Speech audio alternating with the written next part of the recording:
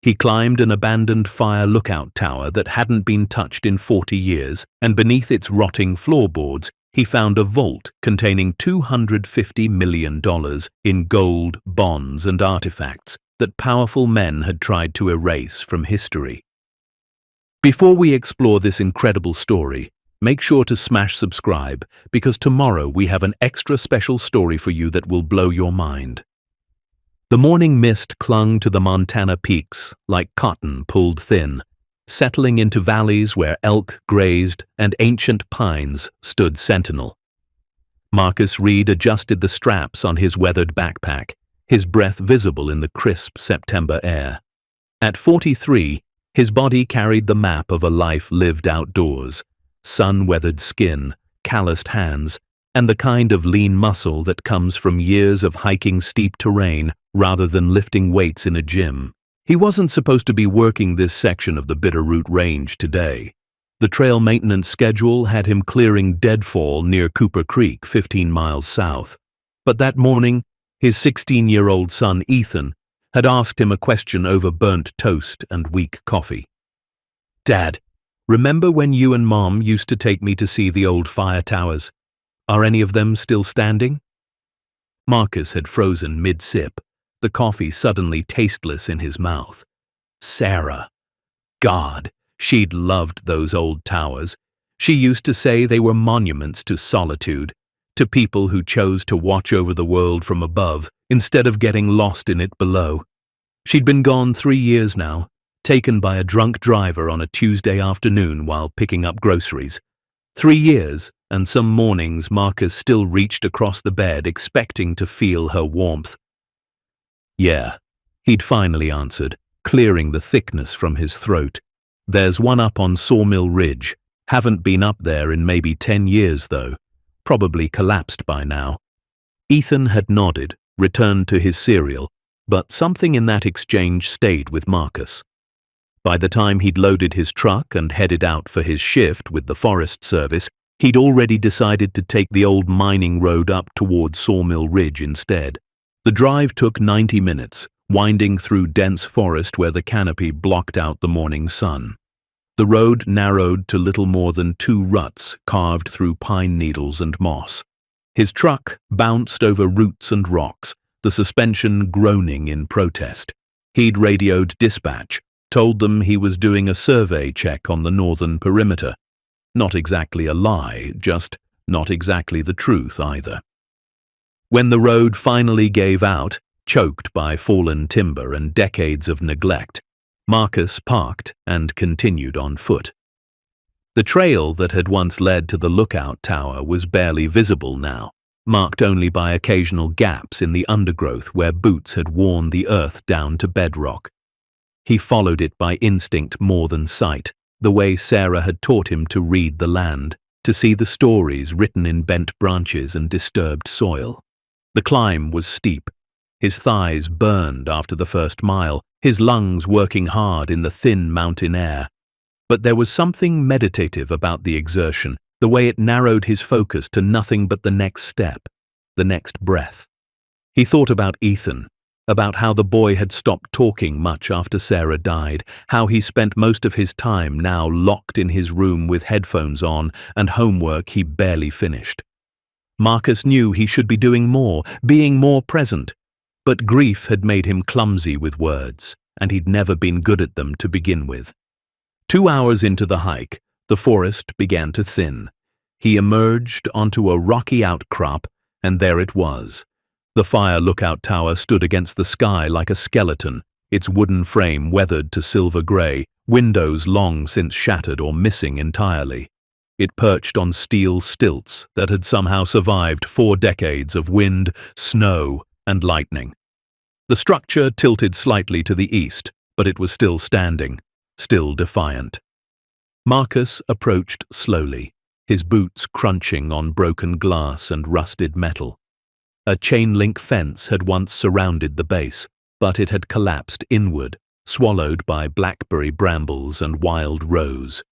He stepped over it carefully, mindful of the thorns. The wooden stairs leading up to the cabin groaned under his weight.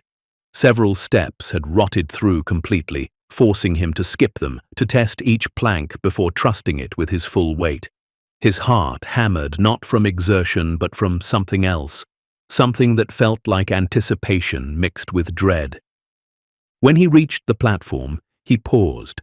The door hung crooked on one hinge, revealing darkness beyond. Sarah's voice echoed in his memory. "Every abandoned place is a museum of the last person who left. You just have to know how to read it." He pushed the door open. It fell inward with a crash that sent birds scattering from nearby trees. Inside, the lookout cabin was a 12 by 12 square, windows on all four sides designed to give a 360-degree view of the forest. Most of the glass was gone now, leaving gaping holes that let in wind and rain. But what struck Marcus immediately was how intact everything else remained. A metal desk sat against the south wall, its surface covered in dust but otherwise untouched. Papers curled and yellowed with age lay scattered across it. A wooden chair, surprisingly solid-looking, was tucked beneath. Along the west wall, a narrow cot still held its mattress, though mice had made a home in the stuffing. Shelves lined the remaining walls, holding old coffee cans, a manual typewriter missing several keys, and stacks of what looked like journals. Marcus moved carefully across the floor, testing each board. The wood was soft in places, spongy with rot, but the underlying structure seemed sound. He approached the desk and picked up one of the papers. It was a fire report form dated July 19, 1976. The handwriting was neat, precise. No smoke visible, clear skies, temperature 82 degrees. He set it down and opened one of the desk drawers. Inside he found pencils, a compass, more forms, and a photograph in a cracked frame. It showed a man in his 50s, lean and bearded, standing beside the very desk Marcus now leaned against. The man was smiling, one hand raised in a casual wave. On the back, written in faded ink, Harold Whitmore, summer of '76. Marcus had heard that name before. Old-timers in town still talked about Harold sometimes, usually after a few beers at the Elks Lodge. He'd been a legend among fire watchers, had spent something like 30 summers alone in various towers throughout Montana and Idaho. People said he was strange, that he preferred the company of storms and wildlife to other humans. Then, one day, he just vanished. Never came down from his tower at the end of the season. Search parties found nothing. That had been in 1977, almost 40 years ago. Marcus set the photo down and moved to the shelves. The journals were leather-bound, their pages brittle with age. He opened one randomly and read, June 4th. The loneliness is a living thing up here. It has weight and texture, but it's honest. It doesn't pretend to be something it's not, unlike the people down below who smile while their eyes calculate what they can take from you. Heavy stuff. Marcus closed the journal and was about to leave when his boot caught on something. He looked down. A corner of the floorboard had lifted slightly, creating a small gap. He knelt and ran his fingers along the edge. The board was loose, but deliberately so. The nails had been removed. His pulse quickened. He pulled out his multi-tool and used the flat edge to pry the board up. It came away easily, revealing a hollow space beneath. Inside was a metal box, the kind used for storing documents. It was locked, but the lock was old, corroded. Marcus applied pressure with the tool and it snapped. He lifted the lid. Inside were more papers, but these were different. Official-looking documents, deeds, maps marked with red X's, and a letter on yellowed stationery. Marcus unfolded it carefully. To whoever finds this, it began, my name is Harold Whitmore, and if you're reading this, then I've likely succeeded in disappearing or I'm dead. Either way, what I've left below is not meant for the government, not for treasure hunters, and certainly not for the men who spent 20 years trying to silence what I know. Beneath this tower, 10 feet down through bedrock and patience, is a truth they wanted buried. I've kept it safe. Now it's your burden. Choose wisely what you do with it. Some secrets are kept not because they're shameful, but because the world isn't ready for the chaos they'd unleash. Harold Whitmore, September 1977. Marcus read it 3 times, his hands beginning to shake slightly. 10 feet down through bedrock. He looked at the floor, then out the windows at the vast emptiness surrounding the tower. Whatever Harold had hidden, it had been important enough to spend his final days protecting. He stood and walked the perimeter of the cabin, studying the floorboards more carefully now. Most were nailed down tight, weathered but secure. But in the northeast corner, near where the cot sat, there was a section maybe 3 feet square where the boards looked different, newer or at least less weathered.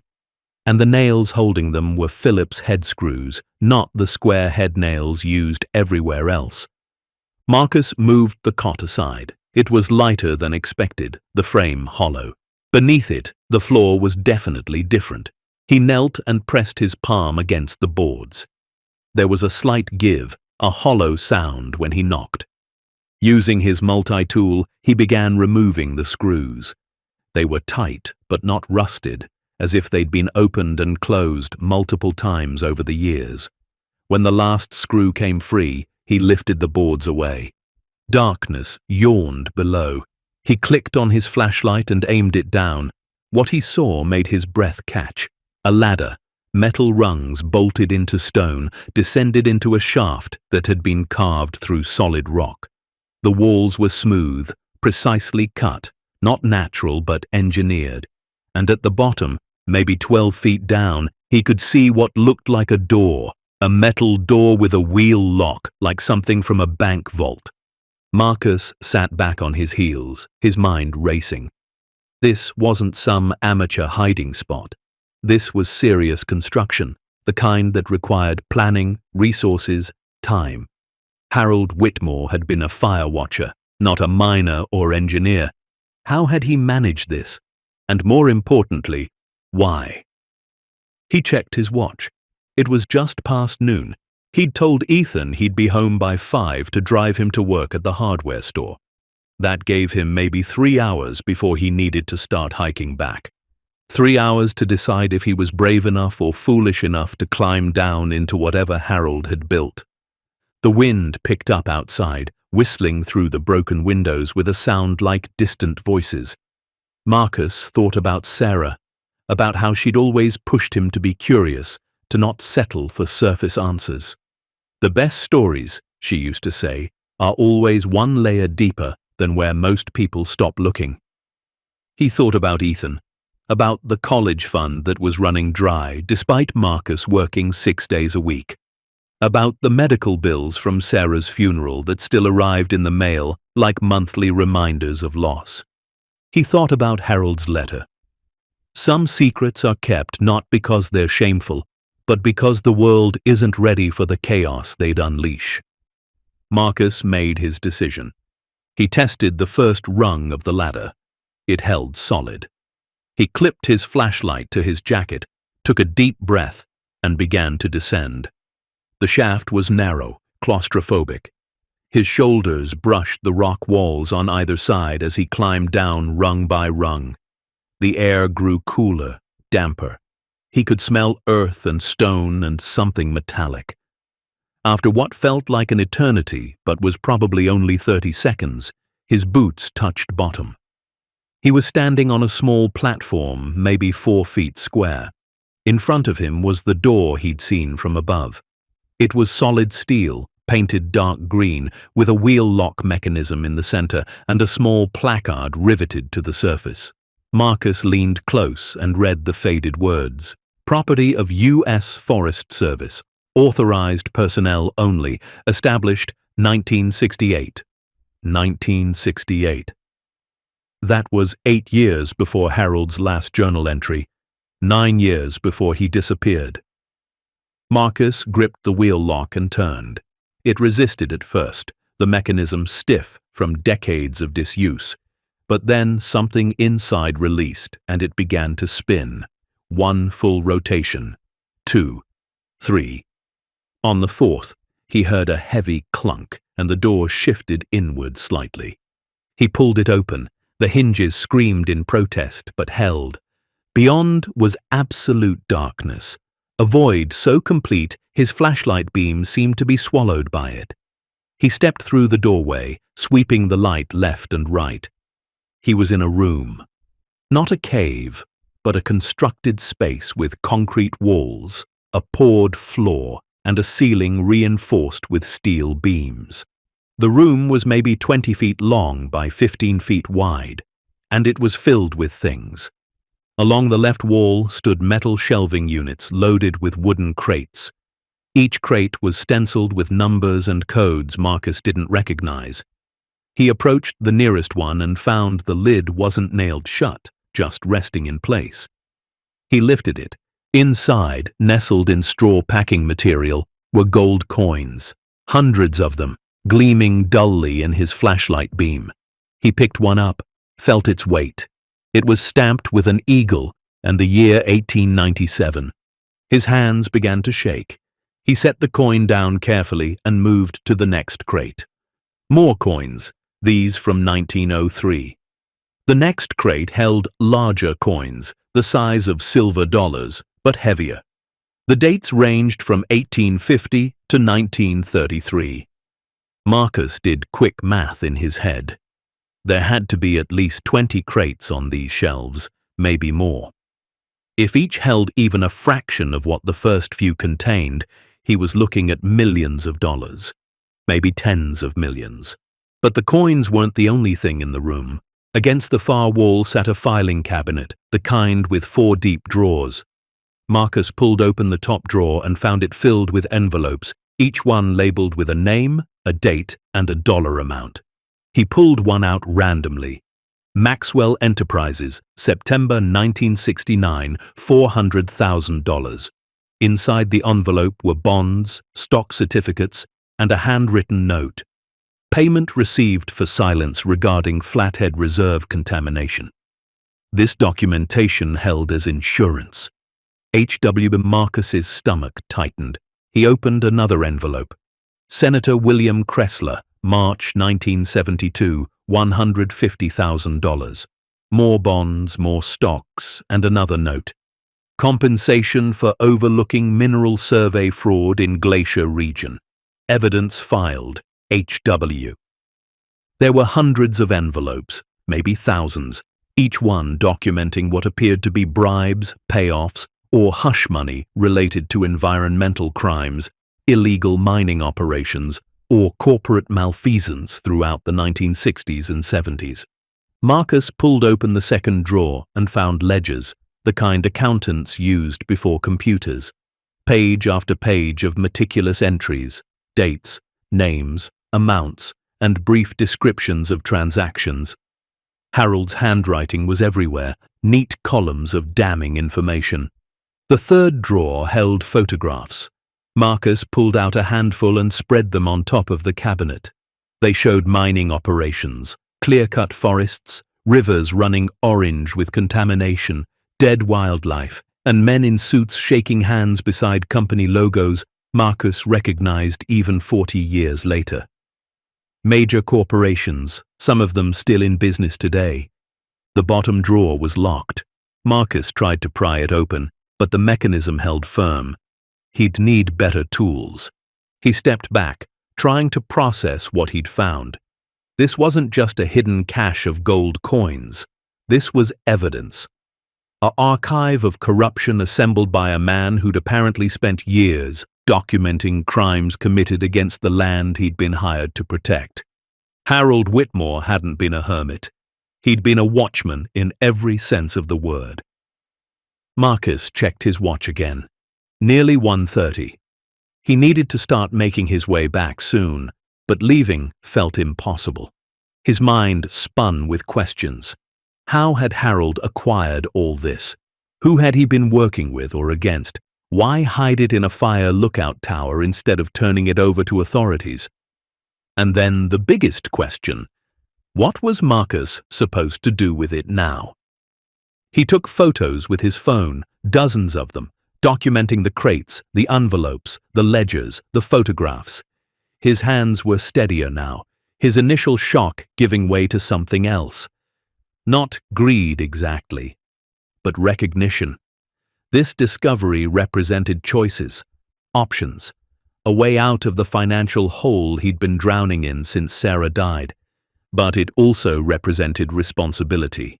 These documents, if they were legitimate, exposed crimes that had probably gone unpunished. People might have died because of the contamination and fraud documented here, and the men who'd paid Harold off, or the corporations they'd represented, some of them still existed. Some of them were probably powerful enough to make problems disappear.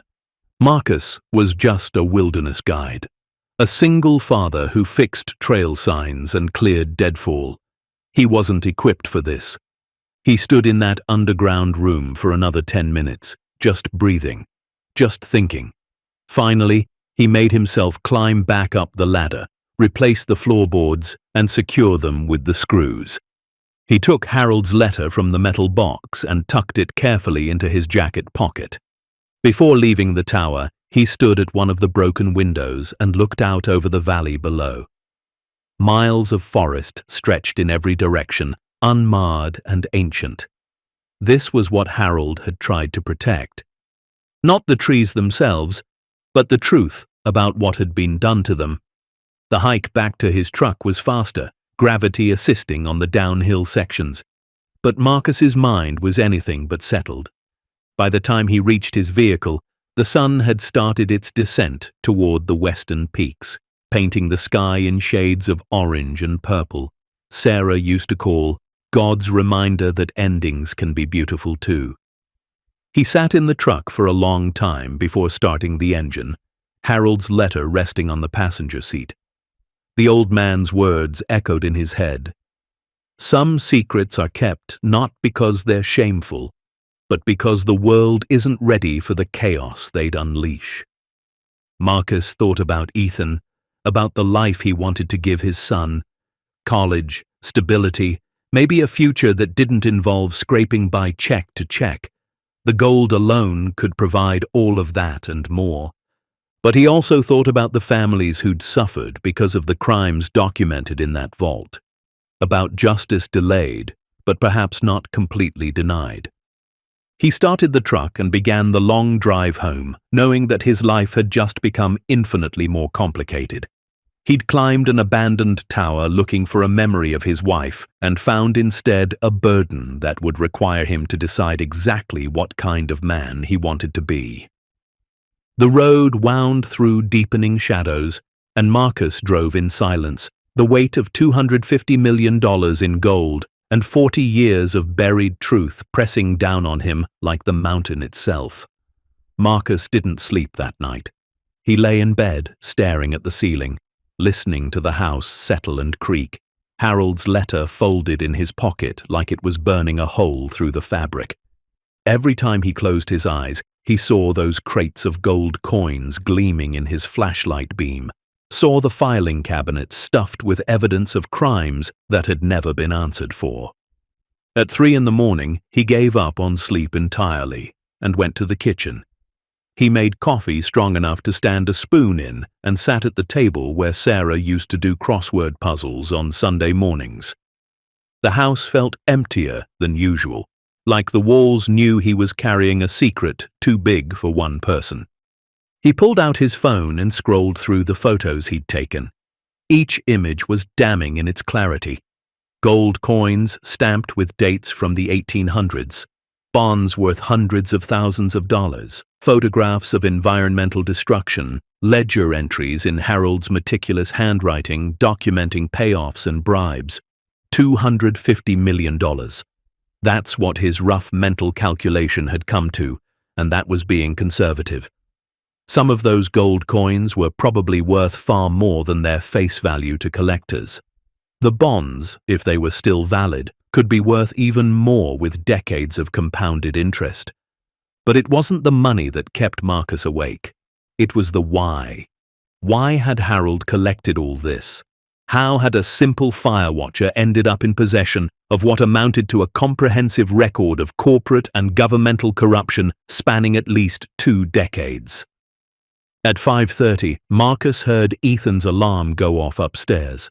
The boy moved around his room with the heavy footsteps of teenagers everywhere, then appeared in the kitchen doorway, hair sticking up in 3 directions, eyes still half closed. "You're up early," Ethan mumbled, heading straight for the cereal cabinet. "Couldn't sleep," Marcus admitted. "You remember me telling you about that fire tower up on Sawmill Ridge?"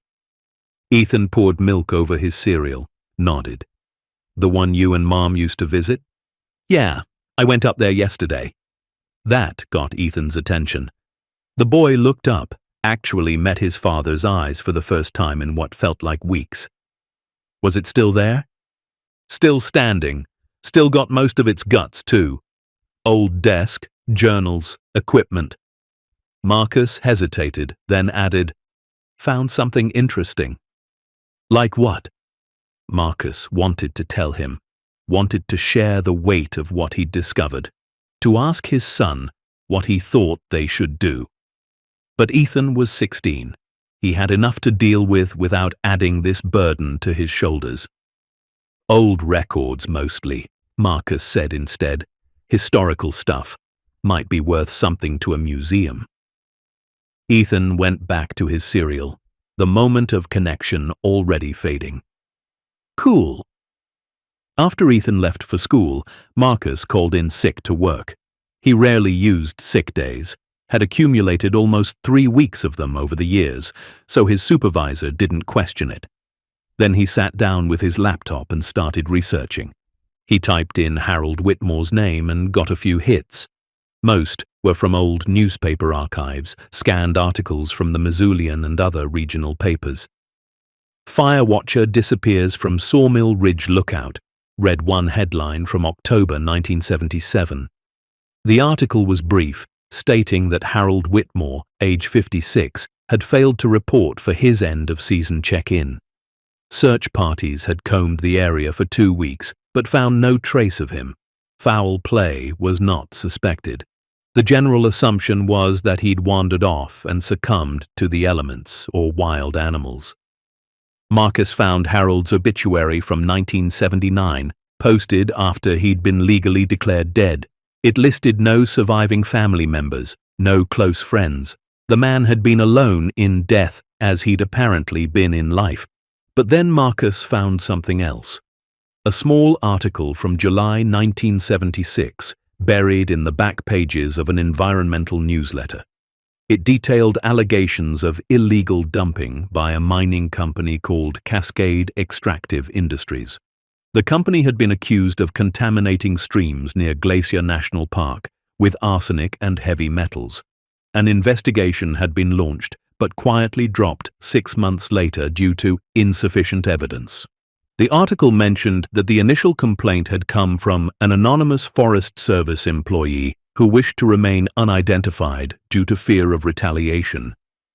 Marcus stared at that line, an anonymous Forest Service employee. Harold had worked for the Forest Service, and in that vault, Marcus had seen an envelope labeled Cascade Extractive Industries. He kept digging. Over the next 3 hours, he found reference after reference to environmental scandals from the 1960s and 70s in Montana, Idaho, and Wyoming.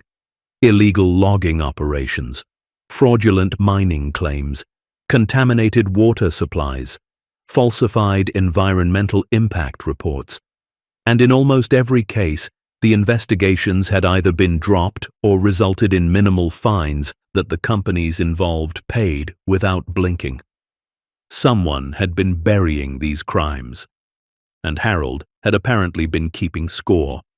By noon, Marcus had made a decision. He needed to go back to that tower, but not alone. He needed someone he could trust, someone who wouldn't panic or immediately call the authorities. He pulled out his phone and scrolled through his contacts until he found the name he was looking for. James Chen. James was a wildlife biologist Marcus had worked with on various Forest Service projects over the years. More importantly, he was one of the few people Marcus considered an actual friend. James was methodical, educated, and discreet. If anyone could help Marcus figure out what to do with Harold's vault, It was him. The call connected on the second ring. "Marcus? What's up, man? Thought you'd be out clearing trails." "Called in sick. Listen, I need your help with something. Something weird and potentially complicated." There was a pause. "How complicated are we talking?" "The kind where I'd rather explain in person. Can you meet me?" "Yeah, sure. I'm doing stream surveys near Rock Creek today, but I can break for lunch." "Where?" "My place, 1 hour." When James arrived, Marcus led him into the kitchen and spread out his phone on the table, opening the photos one by one. James's expression shifted from curious to confused to absolutely stunned as he scrolled through the images. "Tell me these are fake," James finally said, his voice barely above a whisper. "They're not." "Marcus, this is—" James looked up, his eyes wide behind his glasses. "Where did you find this?" Marcus told him everything. The abandoned fire tower, Harold's letter, the shaft carved through bedrock, the vault hidden beneath the forest floor. James listened without interrupting, his face growing more serious with each detail. When Marcus finished, James sat back in his chair and let out a long, slow breath. "You realize what you've stumbled into, right? This isn't just a treasure trove.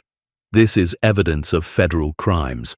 Multiple federal crimes. Some of these companies are probably still in business. Some of the people involved might still be alive." "I know." "And you're thinking about what? Keeping it? Selling off the gold and pretending the rest doesn't exist?" Marcus felt his jaw tighten. "I haven't decided what I'm thinking." James softened his tone. "Hey, I get it. I know things have been tight since Sarah passed. I know you're working yourself to death trying to keep Ethan's college fund from evaporating. But Marcus, this is bigger than financial problems. This could get you killed. Or it could finally bring some justice for crimes that have gone unpunished for 40 years. Justice?" James shook his head. "These cases are decades old. Statutes of limitations have expired. Most of the actual perpetrators are probably dead. The best you'd accomplish is embarrassing some corporations that would tie you up in legal battles for the rest of your life." "So I should just take the gold and forget about the rest?"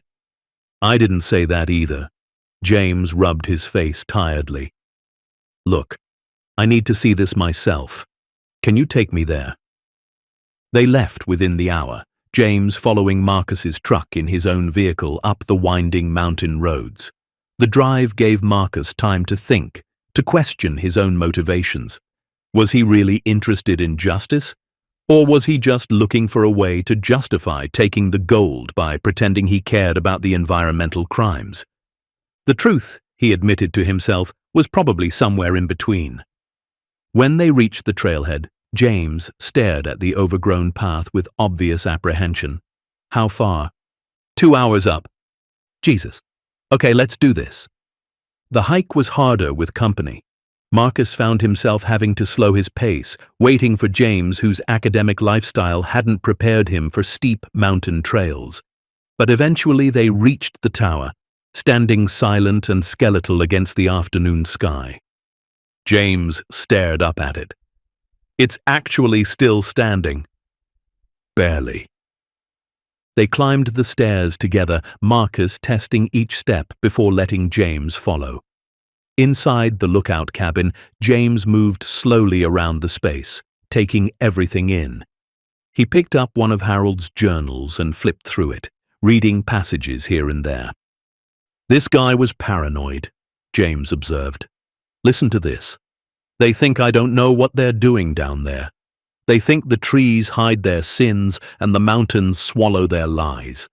But I see everything from up here. Every truck that shouldn't be on that road. Every barrel dumped where barrels have no business being. I'm building a record they can't burn or bury." Marcus nodded. He was documenting everything. Creating an insurance policy, maybe. Or just trying to make sure someone eventually knew the truth. And then he disappeared. "Yeah." James set the journal down carefully. "Show me the vault." Marcus led him to the corner, removed the screws, and lifted away the floorboards. James peered down into the shaft and let out a low whistle. "You climbed down there alone?" Seemed important at the time. "And now?" "Now I'm glad I have a witness." Marcus descended first, then James followed, moving awkwardly on the metal rungs. When they both stood on the small platform at the bottom, Marcus opened the vault door and they stepped inside. The effect on James was immediate and visceral. He stood frozen in the doorway, his flashlight beam sweeping across the crates, the filing cabinets, the shelves loaded with evidence and wealth. His mouth moved, but no sound came out. "Yeah," Marcus said quietly. "That was my reaction too." James finally found his voice. "How much gold are we looking at?" "I estimate somewhere between 20 and 30 crates. Each one holds maybe 200 coins, give or take. And these aren't regular coins. Some of them are from the 1800s, rare dates, mint condition. Then you've got the bonds, the stock certificates." Marcus paused. "Conservative estimate? 250 million, maybe more." Sweet Mother of God. They spent the next hour going through everything methodically.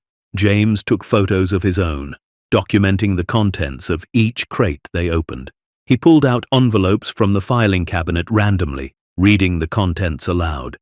"Consolidated Timber Holdings, April 1970, $120,000. Payment for falsifying harvest reports in Lolo National Forest. Pearson Mining Corporation, June 1973, $300,000. Compensation for silence regarding cyanide leaching into Cabinet Mountains Wilderness Aquifer.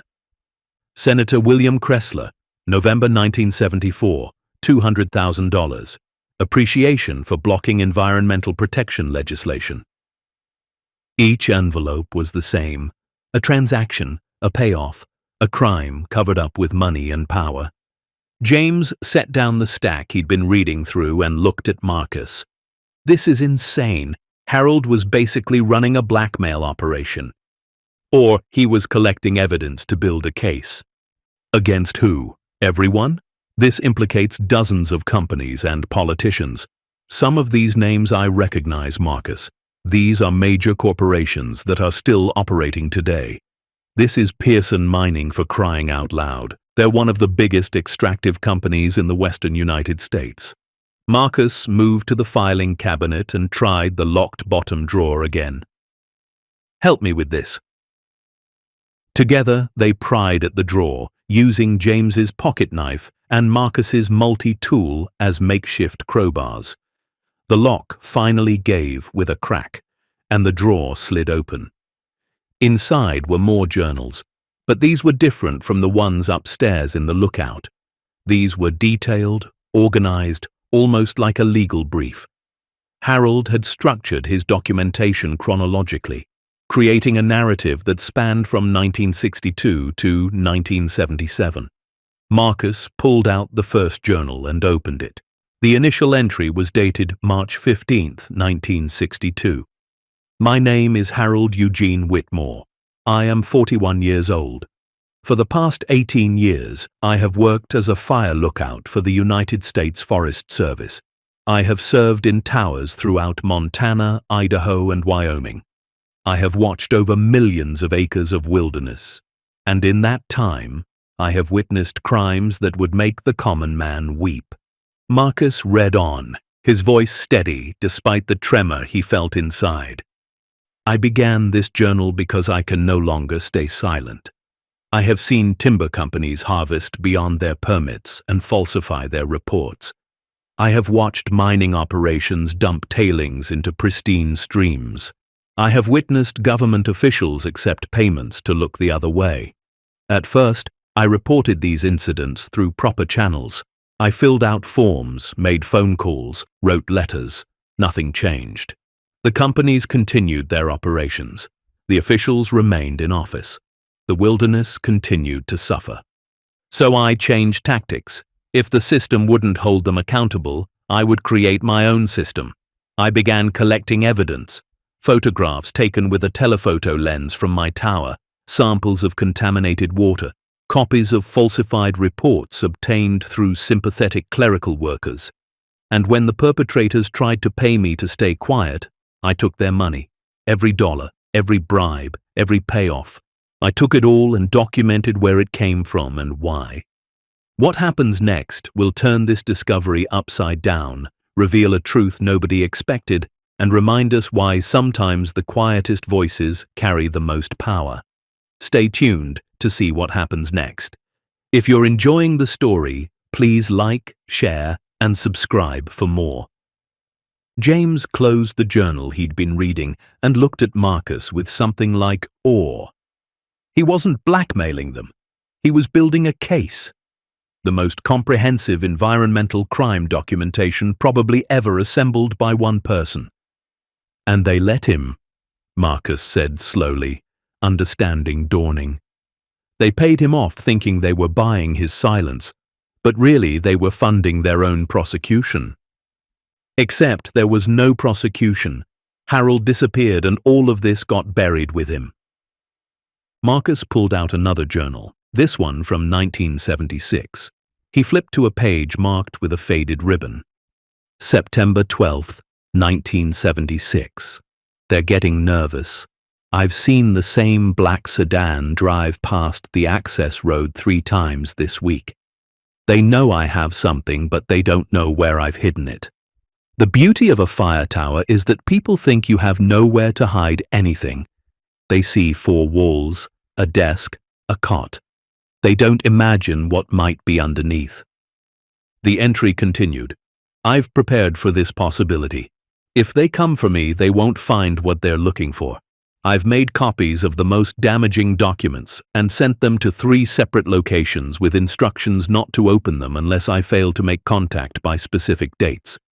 But the originals, the gold, the physical evidence, all of it stays here, protected by stone and steel and the assumption that an old man in a tower couldn't possibly have the resources or know how to build something like this. Marcus flipped forward.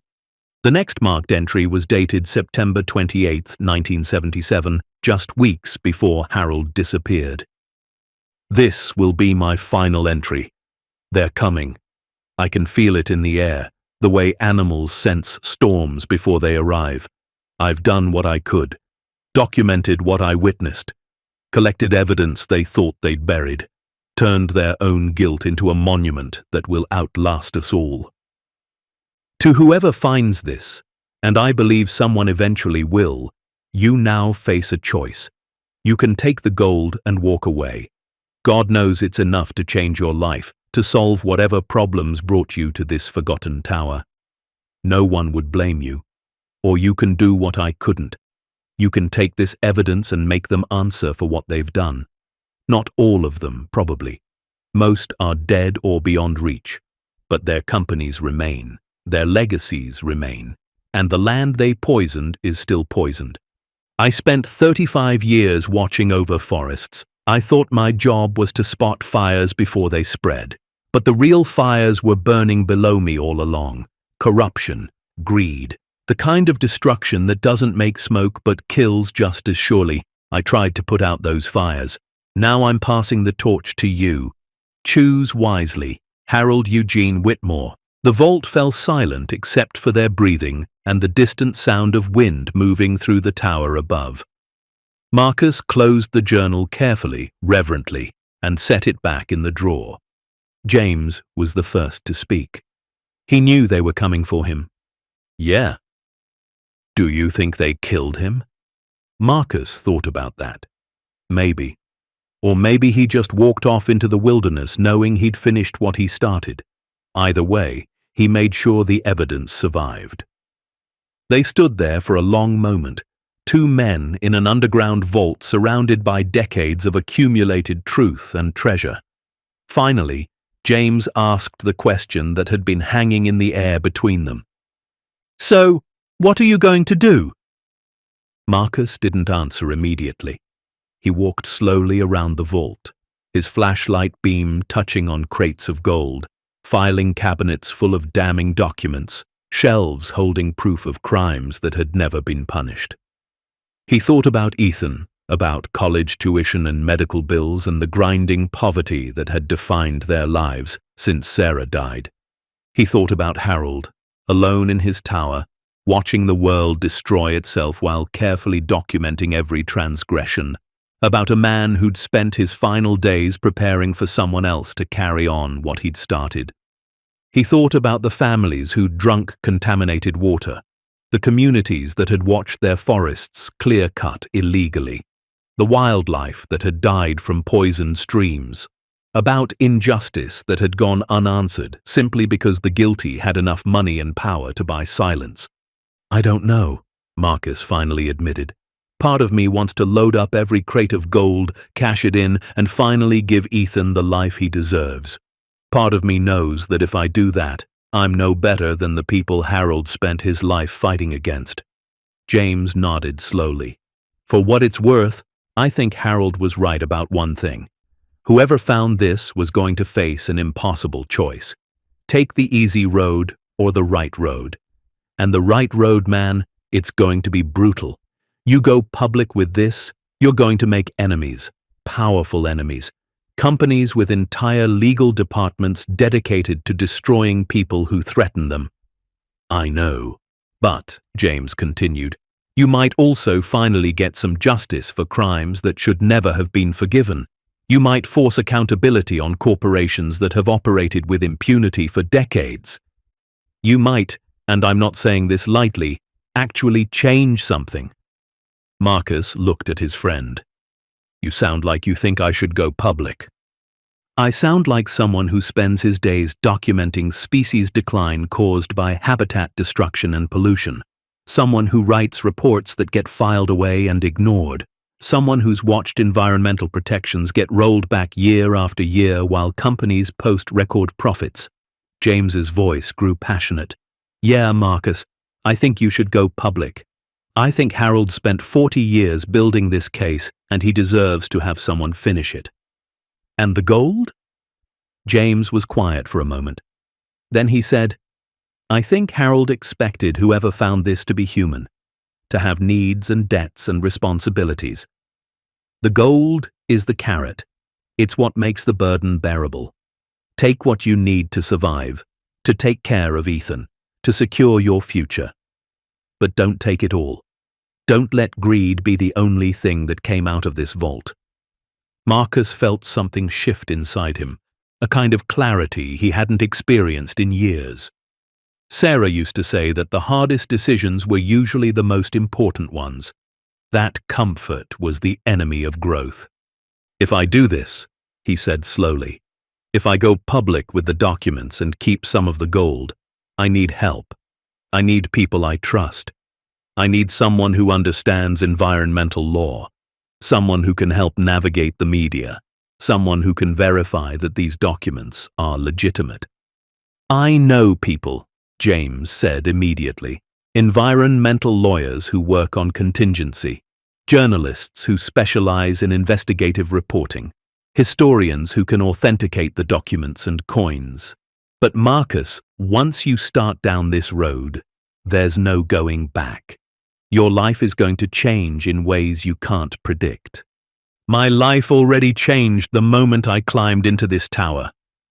They spent another hour in the vault, taking detailed photographs, making notes, carefully documenting everything they could. Marcus selected 3 crates of gold coins, roughly 600 coins total. At current market rates, he estimated they'd be worth somewhere between $8 and $12 million, enough to secure Ethan's future, pay off every debt, maybe even start fresh somewhere if things got dangerous. The rest, the bonds, the stock certificates, the remaining gold, the filing cabinets full of evidence, all of it would go to building the case Harold had started. As they prepared to leave, Marcus took one final look around the vault. He thought about Harold spending years alone in that tower, watching, documenting, preparing for a future he'd never see, about a man who'd turned his isolation into purpose. "Thank you," Marcus whispered to the empty air. "I'll finish what you started." They climbed back up the ladder, secured the floorboards, and made their way down from the tower as the sun began its descent toward the western mountains. The hike back was quieter, both men lost in their own thoughts about what came next. When they reached the vehicles, James turned to Marcus. "You're sure about this? Once we start making calls, there's no taking it back." Marcus thought about Ethan, about the kind of man he wanted his son to become, about integrity and courage and doing what was right even when it was hard, about Sarah, who'd always believed that one person could make a difference if they were brave enough to try. "I'm sure," he said. "Let's make the calls." As Marcus drove home that evening, the 3 crates of gold coins, secure in the back of his truck covered by a tarp and camping equipment, he felt something he hadn't experienced in the 3 years since Sarah's death. He felt purpose, not just survival or obligation, but actual direction. Harold had left him more than treasure. He'd left him a mission, and Marcus was going to see it through, whatever the cost. The mountains rose dark against the dimming sky, ancient and patient, holding secrets in their stone hearts. But some secrets, Marcus now understood, were meant to be revealed. The only question was whether the world was ready to hear them. Marcus kept the 3 crates hidden in his garage, buried under old camping gear and boxes of Sarah's things he still couldn't bring himself to sort through. The weight of them, both physical and metaphorical, pressed on him constantly. He'd wake at 3 in the morning, heart pounding, convinced he'd heard someone breaking in. He'd check the locks twice, 3 times, then stand in the dark garage staring at the innocuous pile of boxes that concealed $8 million in gold coins. James made the first calls. He reached out to Dr. Elizabeth Thorne, an environmental attorney in Seattle, who'd built her career prosecuting corporate polluters. She was in her 60s now, semi-retired, but her reputation was legendary. When James explained what they'd found, leaving out the location and Marcus's name initially, there was a long silence on the other end of the line. "You're telling me someone compiled comprehensive evidence of environmental crimes spanning 2 decades and just buried it?" Her voice was skeptical but intrigued. "Not just evidence, physical proof. Bonds, photographs, ledgers, contracts, all documented by a single Forest Service employee who apparently made it his life's work. And the person who found this, they're willing to go public?" James glanced at Marcus, who was listening on speakerphone. Marcus nodded. "Yes, but we need guarantees, protection. This isn't just historical research. Some of these companies are still operational. Some of them are massive." Dr. Thorne was quiet for a moment. "All right, I'll fly out next week, but I need to see the evidence firsthand. I need to verify its authenticity. And whoever found this needs to understand that going public means inviting scrutiny, legal challenges, and possibly physical danger." "We understand," Marcus said, speaking for the first time. "Good, because once we open this box, we can't close it again." The next call was to David Reeves, an investigative journalist who'd won a Pulitzer Prize in 2008 for exposing illegal dumping by a pharmaceutical company. He was based in Denver now, working freelance, and James had met him at an environmental conference years ago. David's response was more immediate and enthusiastic. "Holy shit, are you serious? Do you have any idea what something like this could do? Environmental crimes from the 60s and 70s that were never prosecuted, with actual documented evidence. This is career-defining material." "It's also dangerous," James warned. "The companies involved won't take kindly to being exposed 40 years after the fact. The best stories always are. When can I see it?" They scheduled both visits for the following week. But in the meantime, Marcus and James began their own research. They needed to understand Harold's story more completely to verify what they could before bringing in outsiders. Marcus started with county records. He drove to the courthouse in Missoula and spent 2 days going through property deeds, tax records, and historical surveys. What he found was revealing.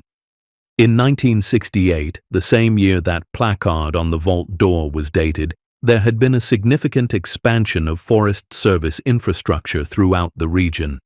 New ranger stations, improved access roads, and updated fire lookout towers.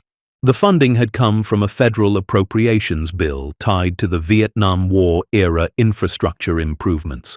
Millions of dollars had flowed into rural areas, ostensibly for forest management and fire prevention.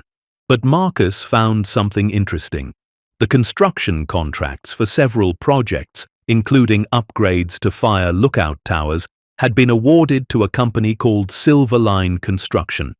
He pulled the incorporation records for Silverline. The company had been registered in Montana in 1967 and dissolved in 1980. Its listed owner was a man named Frederick Morrison. That name didn't appear in any of Harold's documents, but when Marcus dug deeper, he found that Frederick Morrison had been a regional director for the Forest Service from 1965 to 1979. A Forest Service director who owned a construction company that received Forest Service contracts. That was a conflict of interest at minimum, possibly fraud. Marcus brought his findings to James, who was conducting his own research from a different angle. James had been going through scientific journals and environmental reports from the 1960s and 70s, looking for references to the contamination events Harold had documented. "Look at this," James said, spreading papers across Marcus's kitchen table. 1972, a study by the University of Montana found elevated arsenic levels in streams near the old Pearson mining site in the Cabinet Mountains. The study was submitted to the EPA and the Montana Department of Environmental Quality. Then nothing. No follow-up, no enforcement action, no cleanup order. "Let me guess," Marcus said. "Pearson Mining is one of the companies in Harold's files, with a $300,000 payoff documented for making the problem go away." They kept digging. Every contamination event Harold had documented could be cross-referenced with legitimate scientific studies or news reports from the period. The crimes had been real, visible, documented by multiple sources. But in almost every case, the investigations had been quietly shelved, or the penalties had been so minimal they amounted to little more than a cost of doing business. Harold hadn't been paranoid. He'd been right. 1 week after finding the vault, Marcus sat Ethan down after dinner. The boy had been quieter than usual, if that was even possible, spending most of his time in his room. Marcus knew he needed to tell him something, even if not everything. "I need to talk to you about something important," Marcus began. Ethan looked up from his phone, surprised. Serious conversations had been rare since Sarah died. Both of them had retreated into their own grief, communicating mostly through notes on the refrigerator and brief exchanges about schedules. "That fire tower I went to last week. I found something there. Something valuable and complicated." Ethan set his phone down, actually interested. "Like what?" "Historical documents. Evidence of crimes that happened before you were born. And some gold coins worth a significant amount of money." The boy's eyes widened. "How much money?" "Enough to pay for college, enough to get us out of debt, enough to change our lives." "That's incredible, Dad. That's like life-changing." "It is. But there's more to it. The documents, they expose some powerful companies that are still in business. I'm planning to go public with the evidence, to try to get some justice for what happened, and that's going to make some people very angry." Ethan's expression shifted from excitement to concern. "Angry how?" "Legal threats, possibly physical threats. Our lives are going to get complicated, maybe dangerous. I wanted you to know because you deserve to understand what's coming." For a long moment, Ethan was quiet. Then he asked, "Is this the right thing to do?" Marcus felt his chest tighten. "I think so." I think the person who hid this evidence spent his life trying to hold powerful people accountable. He didn't succeed, but he gave someone else the chance to finish what he started. I think we owe it to him and to the people who suffered because of these crimes to try." Ethan nodded slowly. "Mum would have wanted you to do the right thing." "Yeah," Marcus said, his voice rough. "She would have." "Then I'm with you, whatever happens." Marcus reached across the table and squeezed his son's shoulder, the first real physical contact they'd had in months. For the first time since Sarah's death, he felt like they might actually find their way back to each other. Dr. Elizabeth Thorne arrived on a Tuesday afternoon, driving a rental car up the mountain roads with the focused determination of someone who didn't scare easily. She was tall, angular, with steel grey hair pulled back in a severe bun, and eyes that missed nothing. Marcus and James met her at the trailhead. She'd come prepared with hiking boots, a heavy backpack, and a professional camera with multiple lenses. 2 hours up? She confirmed, looking at the overgrown trail. "About that," Marcus said. "Then let's not waste daylight." The hike was brutal for someone who spent most of her time in courtrooms and offices, but Dr. Thorne never complained. She climbed steadily, asking questions about the discovery, about Harold, about what Marcus had and hadn't touched in the vault. When they finally reached the tower, she stood looking up at it for a long time. "Remarkable that it's still standing." "Harold built things to last," Marcus said. Inside the lookout cabin, Dr. Thorne examined everything with meticulous care. She photographed the journals, read passages aloud, and made notes in a leather-bound notebook she pulled from her pack. When Marcus showed her the entrance to the vault, she insisted on descending alone first. "I need to see it without your interpretations," she explained. "I need my own first impressions." She was down there for over an hour. When she finally emerged, climbing the ladder with surprising agility for a woman in her 60s, her face was flushed and her eyes bright. "It's real," she said simply. "All of it. I've seen enough fraudulent evidence in my career to spot it immediately. This is meticulous, authentic, and absolutely damning." "Can we use it?" James asked.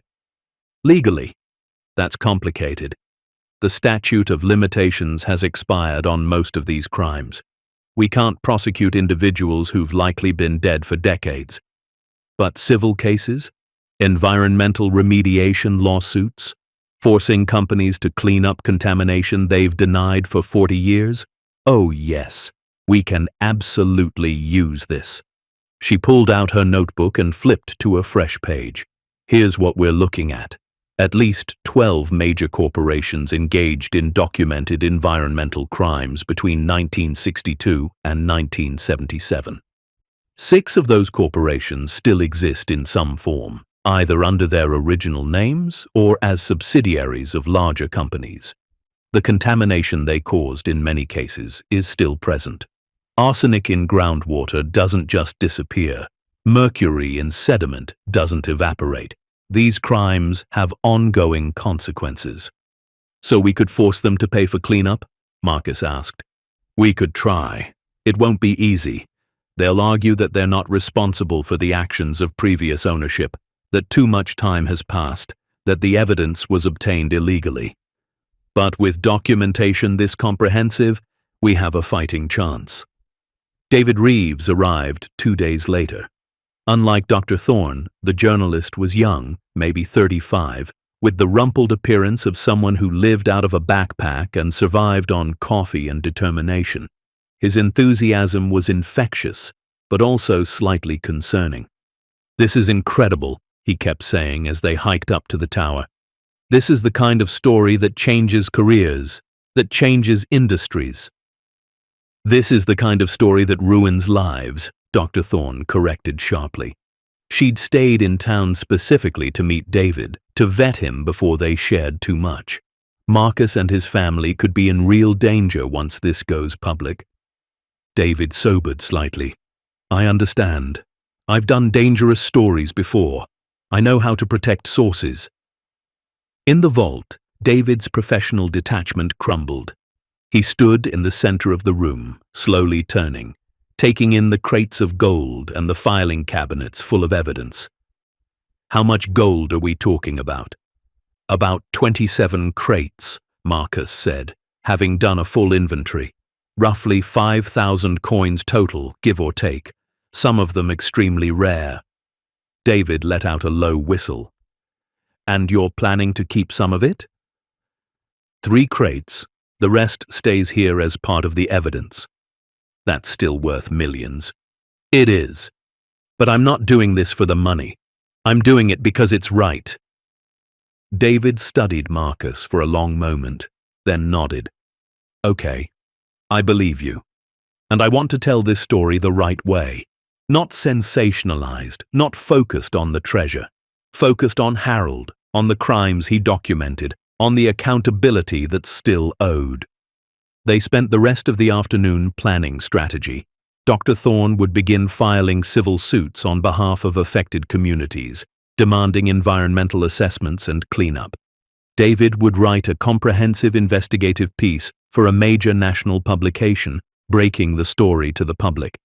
And Marcus would be the face of it all, the wilderness guide who'd stumbled onto evidence of systemic corruption and chose truth over treasure. You need to be prepared, Dr. Thorne warned as they hiked back down that evening. The companies we're going after have billions of dollars and armies of lawyers. They will investigate every aspect of your life. They'll look for anything they can use to discredit you. Financial problems, personal scandals, anything. My wife died 3 years ago, Marcus said quietly. I'm a widower raising a teenage son on a Forest Service salary. I've got debt, sure, but nothing scandalous. I've never been arrested, never cheated on my taxes, never done anything more criminal than speeding. Good, because they're going to dig, and when they can't find dirt on you, they'll try to create it. They'll offer you money to go away, a lot of money, more than the gold is worth. I won't take it. They'll threaten you, your son. They'll make your life hell. I understand. Dr. Thorne stopped on the trail and turned to face him directly. Do you? Because I've seen good people with noble intentions crumble under this kind of pressure. I've seen whistleblowers lose their homes, their families, their sanity. This isn't a movie where the good guys win because they're good. This is real life where power protects power and truth is expensive. Marcus met her gaze steadily. A man spent 35 years alone in a tower documenting crimes because he believed someone would eventually care. He died, maybe was killed, protecting this evidence. I found it. That makes it my responsibility. Dr. Thorne's severe expression softened slightly. Harold chose well, she said quietly. The first threat came exactly 1 week later. Marcus found it tucked under his windshield wiper after his shift, a plain white envelope with no markings. Inside was a single typed sentence. Stop asking questions about Sawmill Ridge or your son pays the price. Marcus's blood ran cold. He immediately called James, then drove straight to the sheriff's office. Sheriff Tom Hendricks had known Marcus for years, had been at Sarah's funeral, had hired Ethan for odd jobs around the department. This is a credible threat, Hendricks said after reading the note. I'm assigning a deputy to keep an eye on your place. And Ethan doesn't go anywhere alone until we figure out who sent this. How did they even know? Marcus asked. We've been careful. Only 4 people know about the vault. 5, Hendricks corrected. You, James, the lawyer, the journalist, and now me. But any one of you could have been followed or overheard. Or maybe someone's been watching that tower, waiting to see if anyone found what Harold hid. That night, Marcus sat Ethan down again.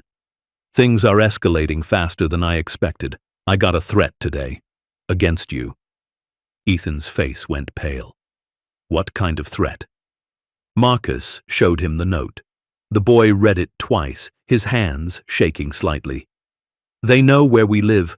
They know about me. I've talked to Sheriff Hendricks. He's putting protection on the house. And I'm thinking maybe you should stay with your aunt in Spokane for a while, just until this blows over." "No." Ethan's response was immediate and firm. "You said we're in this together. You said this was the right thing to do. I'm not running." "Ethan, this isn't a game. These people are serious." "So am I. Mom died because someone else made a selfish choice. She died because some drunk asshole decided his convenience was more important than other people's lives. You're trying to hold people accountable for the harm they caused. That matters. And I'm not leaving you to face it alone." Marcus felt his eyes burn. His son, his quiet, withdrawn son who'd barely spoken in full sentences for 3 years, was suddenly standing tall and resolute. "When did you grow up?" he asked softly.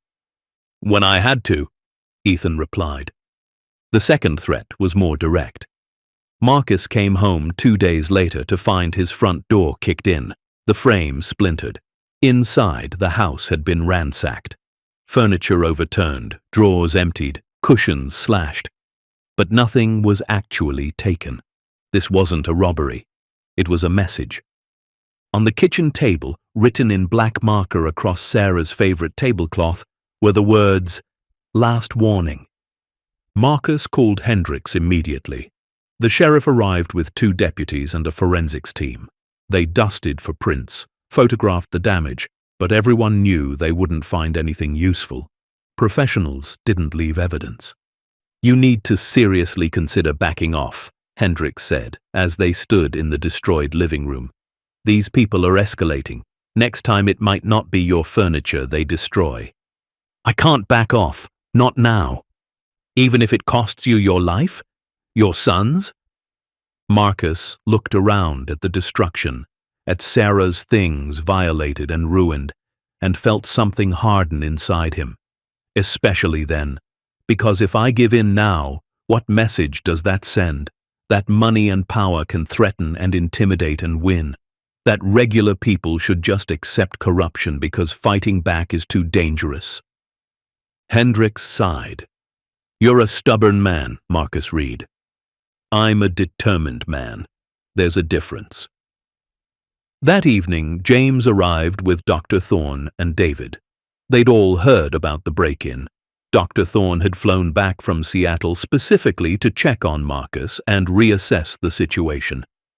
"This is exactly what I warned you about," she said, surveying the damage. "They're trying to scare you into silence." "It's working," Marcus admitted. "I'm terrified, but I'm also angry. They think they can just threaten their way out of accountability." "They've been doing it for 40 years, David pointed out. "It's worked every time before." "Then maybe it's time someone didn't fold." Dr. Thorne pulled out her laptop. "I've been doing more research. I think I know who's behind the threats. Remember Pearson Mining? The company Harold documented paying $300,000 to cover up arsenic contamination?" Marcus nodded. "They're now a subsidiary of Cascade Global Resources, a multinational corporation worth $30 billion. And I found something interesting. The current CEO, Richard Pearson, is the grandson of the original owner. He's been very aggressive about protecting the family legacy, has a reputation for ruthless litigation against anyone who threatens the company." "So this is personal for him," James said. "Very. And he has the resources to make problems disappear. Private security firms, political connections, enough money to tie people up in legal battles for decades. Or to send thugs to break into houses and leave threatening notes," Marcus added. "Almost certainly."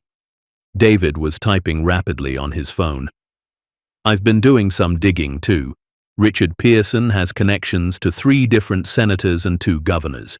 He's donated millions to political campaigns. This guy has serious pull." "Which is exactly why we need to expose him," Dr. Thorne said. "Men like this operate in shadows, using their wealth and connections as shields. Sunlight is the best disinfectant." Marcus looked around his destroyed living room, at his friends gathered to support him, and made a decision. Then let's shine as much light as possible. David, when can your story run? I can have a draft done in 3 days. My editor's already interested based on my preliminary pitch. This could be front page of the Sunday edition in 2 weeks. Dr. Thorne, the lawsuits? I'm filing tomorrow. Civil suits on behalf of 5 different communities affected by contamination, Harold documented. We're demanding environmental assessments, cleanup, and damages. Then we move forward. All of us. Together. James cleared his throat. I've been thinking.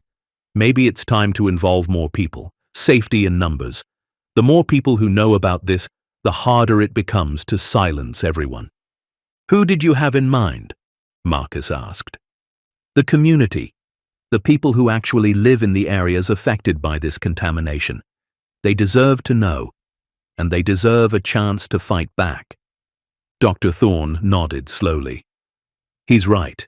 This can't just be about legal action and journalism. It needs to be a movement. Ground up, community-led. That's what will sustain it when the pushback intensifies.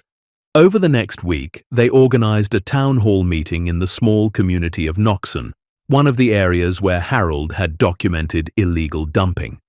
The turnout was modest, maybe 40 people, mostly older residents who remembered when the streams ran clear and the fishing was good. Marcus stood at the front of the room, Harold's journals on the table beside him, and told the story. He told them about finding the tower, the vault, the evidence of systematic contamination that had been deliberately hidden. He showed them photographs of the documents, copies of Harold's meticulous records. An elderly woman in the front row started crying. I lost my husband to kidney cancer in 1983, she said. The doctors never could explain why. We lived by Noxon Creek our whole lives, drank that water, cooked with it, bathed in it. Others shared similar stories.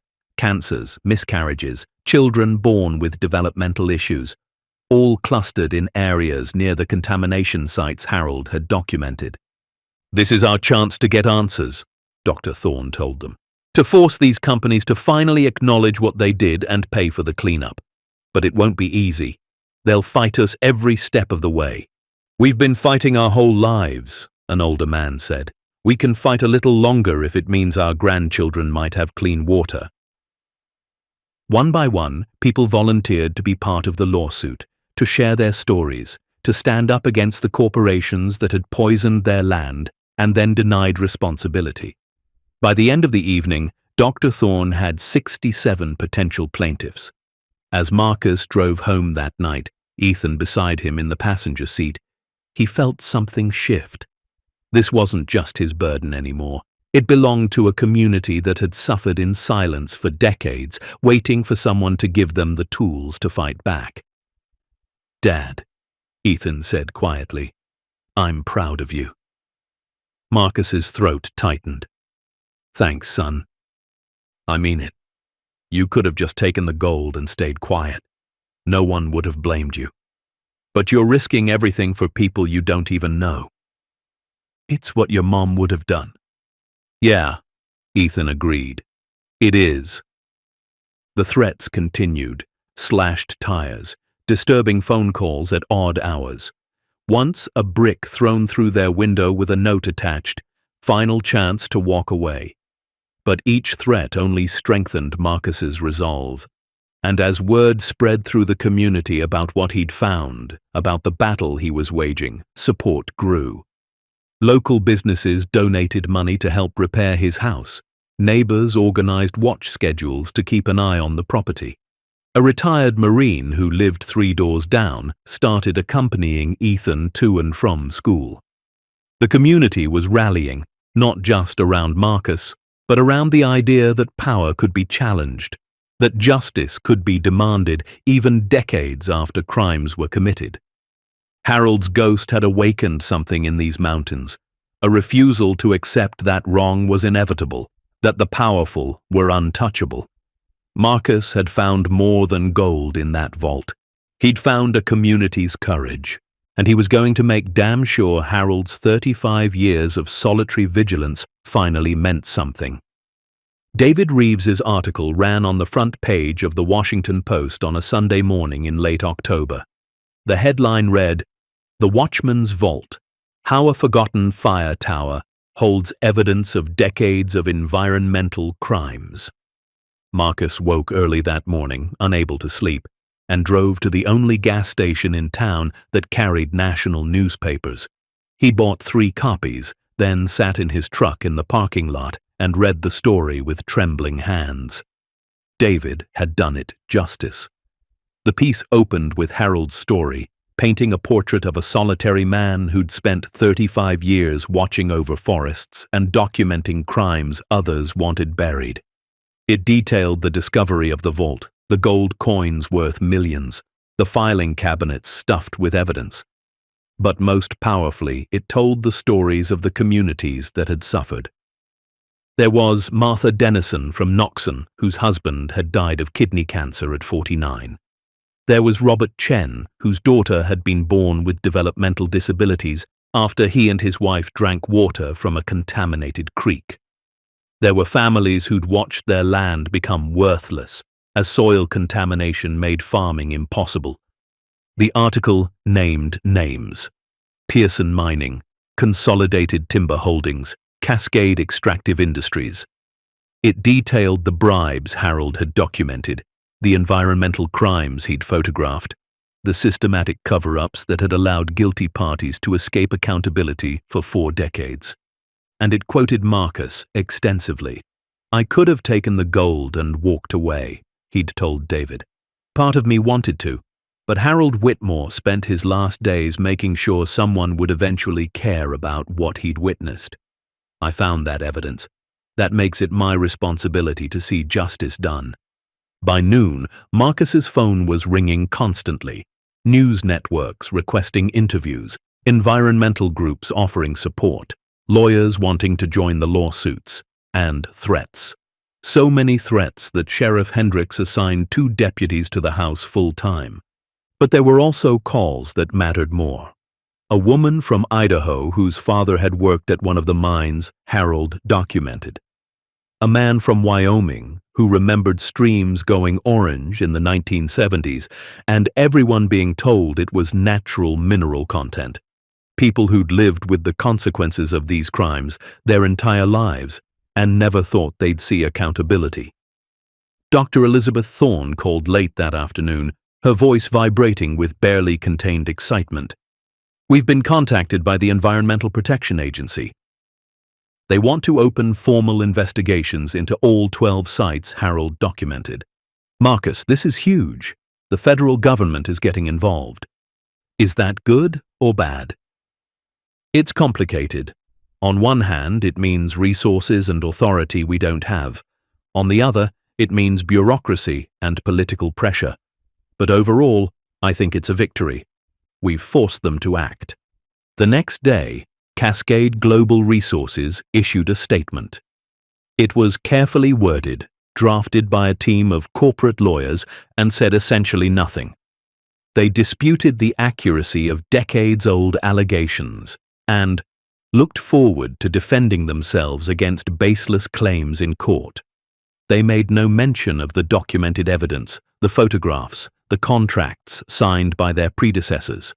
But Richard Pearson, the CEO, made his own statement to Bloomberg News. "This is nothing more than a shakedown. A man finds some old documents and decides to extort money from successful companies. We will fight these frivolous lawsuits with every resource at our disposal." Marcus watched the interview on the news that evening with Ethan beside him. The boy shook his head in disgust. He actually believes what he's saying. "Maybe," Marcus replied. "Or maybe he's just really good at lying." That night, Marcus received a phone call from a blocked number. He almost didn't answer, but something made him pick up. "Mr. Reed." The voice was smooth, professional, male. "My name is Thomas Aldrich. I represent certain parties with an interest in the Sawmill Ridge situation." "What parties?" Let's just say people who would prefer this matter be resolved quietly and amicably. We're prepared to offer you substantial compensation in exchange for your cooperation. What kind of compensation? $20 million, tax-free, transferred to any account you specify. In exchange, you sign a non-disclosure agreement, turn over all copies of the documents you found, and make a public statement retracting your allegations. Marcus felt his pulse quicken. $20 million, more than twice what the 3 crates of gold were worth, enough to secure Ethan's entire future, to live comfortably for the rest of his life, to never worry about money again. And if I refuse? Aldrich's tone didn't change. Then we proceed to litigation, which will be expensive and protracted for everyone involved. We will contest every filing, depose every witness, and challenge every piece of evidence. We have unlimited resources, Mr. Reed, do you? I have something better. I have the truth. The truth is expensive. Ask yourself if you can afford it. Marcus hung up without responding. His hands were shaking, not from fear but from anger. They'd started with threats and violence. Now they were trying money. Aldrich was right about one thing. The lawsuits would be long and brutal. Dr. Thorne had warned him they could drag on for years, maybe decades. And during all that time, he'd be living under constant pressure, constant scrutiny. But he'd already made his choice. $20 million wouldn't bring back the people who died from contaminated water. It wouldn't restore the streams Harold had watched turn toxic. And it wouldn't honor the sacrifice of a man who'd spent his final days protecting evidence he hoped someone would eventually use. The preliminary hearings began in early November. Dr. Thorne had filed 5 separate civil suits in federal court, each representing different communities affected by the contamination Harold had documented. The defendants were corporate giants: Cascade Global Resources, Meridian Timber Corporation, Western States Mining Group, companies worth billions of dollars collectively. Marcus attended the first hearing in Missoula, sitting in the gallery while lawyers argued procedural motions. The defense attorneys were exactly what he'd expected. Expensive suits, polished presentations, arguments designed to delay and obstruct. They filed motions to dismiss, motions to change venue, motions challenging the authenticity of evidence that was 4 decades old. But Dr. Thorne was prepared.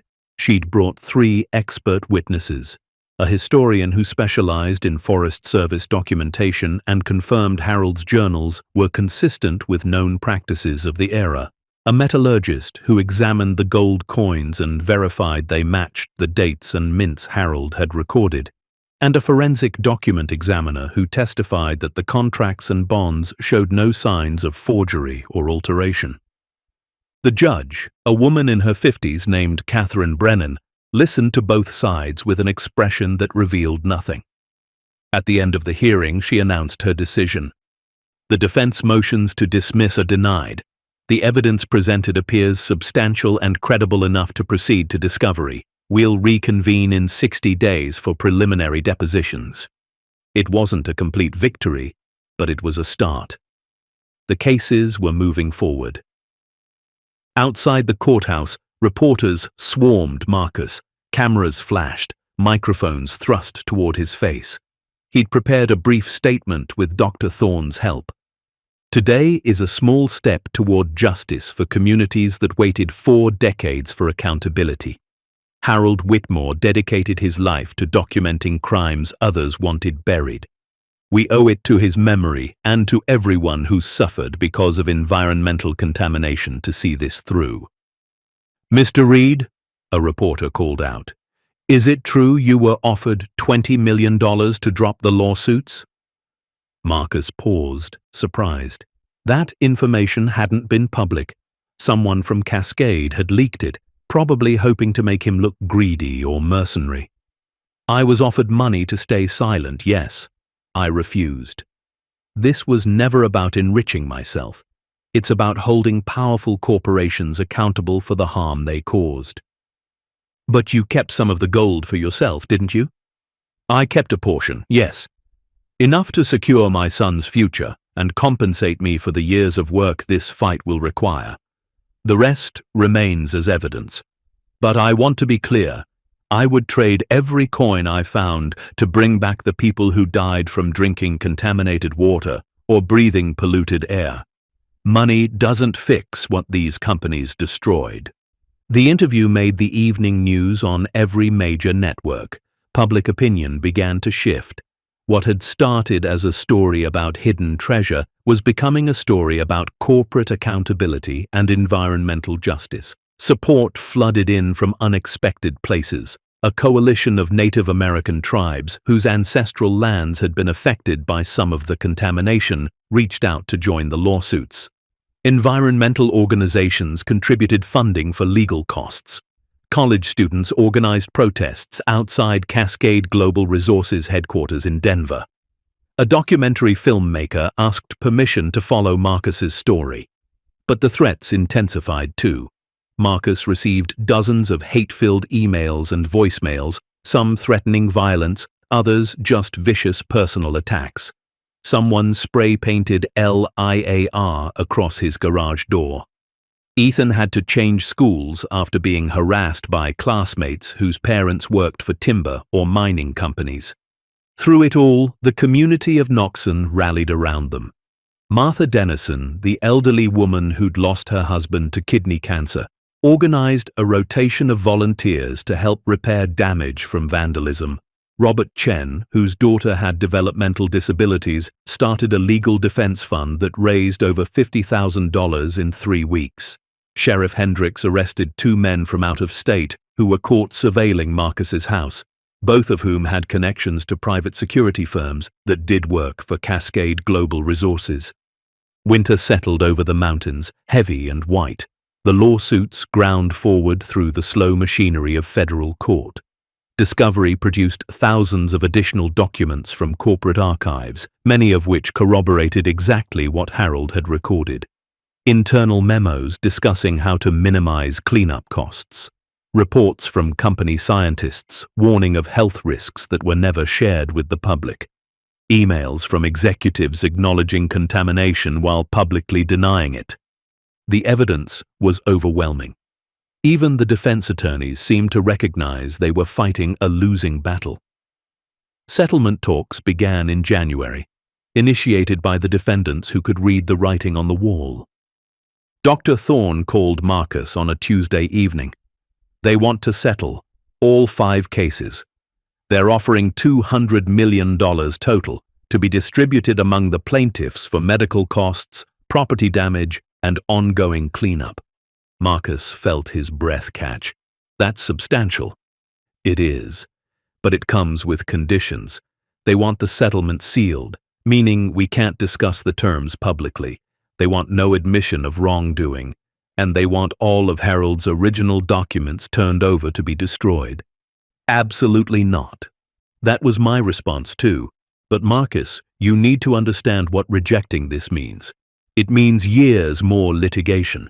It means taking these cases to trial, which is expensive, exhausting, and uncertain. Juries are unpredictable. We could lose. Or we could win. And if we win at trial, it sets a precedent. It tells other communities they can fight back against corporations that poisoned their land and lied about it. A sealed settlement lets these companies save face and continue operating as if nothing happened. Dr. Thorne was quiet for a moment. You're absolutely right. I just needed to make sure you understood the stakes. I understand. We go to trial. The decision wasn't his alone to make. Dr. Thorne convened meetings with the lead plaintiffs from each case. Marcus attended the session with the Noxon group, held in the community center where he'd first told Harold's story. Martha Dennison stood to speak, her voice wavering but strong. My husband died thinking the cancer was just bad luck. I want these companies to admit what they did. I want it on record so future generations know the truth. The money matters, but the truth matters more. Others agreed. Some wanted to settle, exhausted by the fight and needing immediate compensation for medical bills. But the majority voted to continue. They wanted acknowledgement, accountability, justice. The trials were scheduled to begin in April. Marcus spent the intervening months preparing. He gave depositions that lasted days, recounting every detail of finding the vault, documenting the contents, securing the evidence. Defense attorneys tried to poke holes in his story, suggesting he'd planted evidence or forged documents. But his account never wavered because it was true. James testified about his expertise in environmental science and how Harold's documentation aligned perfectly with known contamination patterns.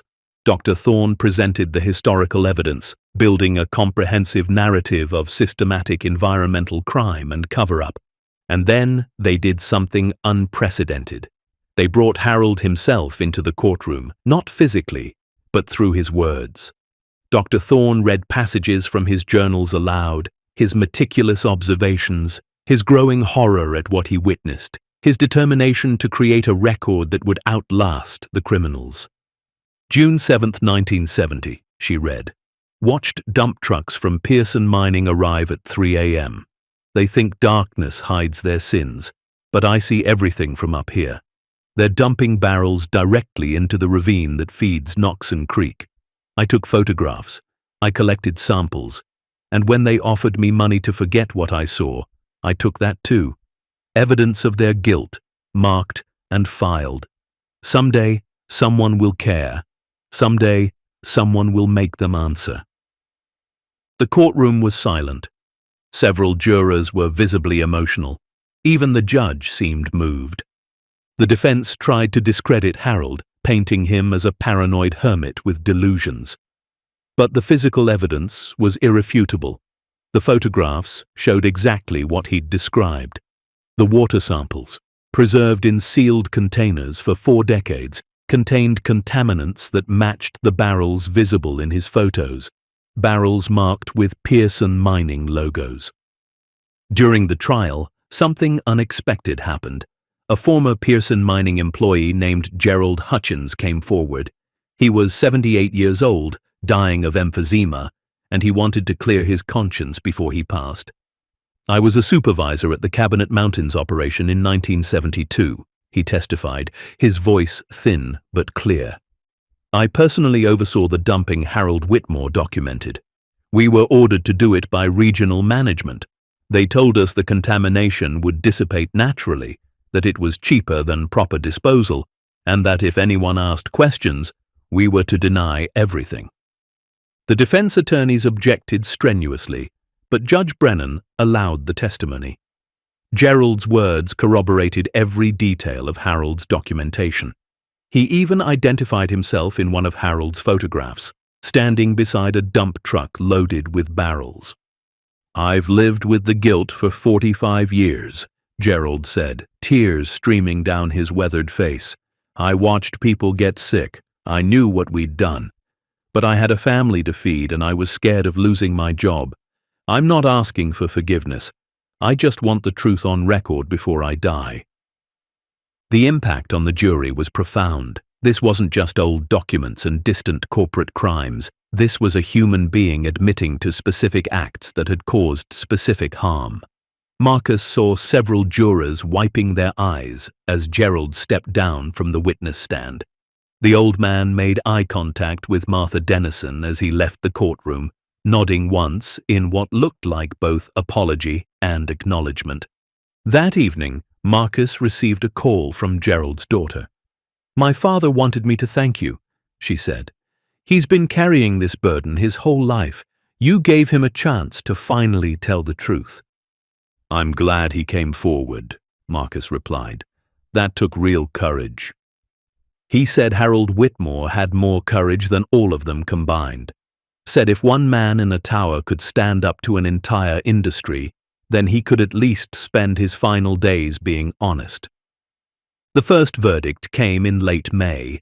The jury deliberated for 3 days before returning a unanimous decision. Pearson Mining, now operating as a subsidiary of Cascade Global Resources, was liable for environmental contamination in the Noxon area. Damages were set at $75 million, plus costs for ongoing cleanup and medical monitoring. Outside the courthouse, Marcus stood with Martha Dennison, Robert Chen, and dozens of other plaintiffs as Dr. Thorne read a statement. Today, justice was finally served for a community that waited 4 decades for acknowledgement of the harm done to them. This verdict establishes that corporations cannot poison land and water, lie about it, and escape consequences simply because time has passed. Harold Whitmore's courageous documentation has given these families what they deserved all along: the truth. The other 4 trials concluded over the next 6 months, each resulting in verdicts for the plaintiffs. The total damages exceeded $300 million. More importantly, the judgments included mandatory cleanup requirements and ongoing environmental monitoring. Streams that had run orange with contamination began to clear as companies were forced to implement remediation. Soil that had been toxic for decades was excavated and properly disposed of. Families who'd lived with the health consequences of corporate negligence finally received compensation for medical costs and suffering. But for Marcus, the real transformation wasn't measured in dollars. It was in the community that had awakened. Throughout western Montana, people began asking questions about their own water quality, their own environmental history. They requested documents under the Freedom of Information Act. They organized testing of local streams and wells. They demanded transparency from companies operating on public lands. Harold's legacy wasn't just the evidence he'd compiled, it was the spark of civic engagement he'd ignited 4 decades after his death. The impact spread beyond Montana. Environmental groups in other states began investigating their own histories of industrial contamination. Whistleblowers came forward with documentation of ongoing environmental crimes, inspired by Harold's example and emboldened by the legal victories his evidence had secured. A network emerged, people connected by their commitment to environmental justice and their refusal to let powerful corporations operate without accountability. Marcus found himself at the center of this movement, not as a leader, but as a connector. He spoke at conferences and community meetings, sharing Harold's story and encouraging others to document, preserve, and speak up. He established relationships with scientists, lawyers, journalists, and activists across the country, creating an informal coalition dedicated to environmental protection. One particularly meaningful connection came from Alaska, where an indigenous community had been fighting oil companies over contamination of their traditional fishing grounds. They reached out to Marcus after reading about the trials, asking for guidance on how to document evidence and build a legal case. Marcus spent hours on the phone with their tribal council, sharing strategies, connecting them with Dr. Thorne and other lawyers, explaining how Harold's meticulous record-keeping had made the difference between allegations and proof. 6 months later, they won a significant settlement and began cleanup of waters that had been polluted for 2 decades. "You gave us hope," the tribal chairman told Marcus during a follow-up call. "You proved that ordinary people can stand up to billion-dollar corporations and win. Harold's story belongs to all of us now." In August, a year after Marcus first climbed that forgotten tower, a ceremony was held at Sawmill Ridge. The Forest Service, with support from environmental groups and the State Historical Society, had restored the fire lookout and designated it as a historic site. The tower had been reinforced, stabilized, made safe for visitors. Harold's journals and equipment were displayed in climate-controlled cases. Interpretive signs told his story and explained the importance of environmental watchfulness. The vault beneath had been professionally excavated and converted into a small museum space where some of the evidence was displayed. Marcus stood on the platform with Ethan beside him, looking out over miles of forest. A crowd of maybe 200 people had made the hike for the dedication ceremony.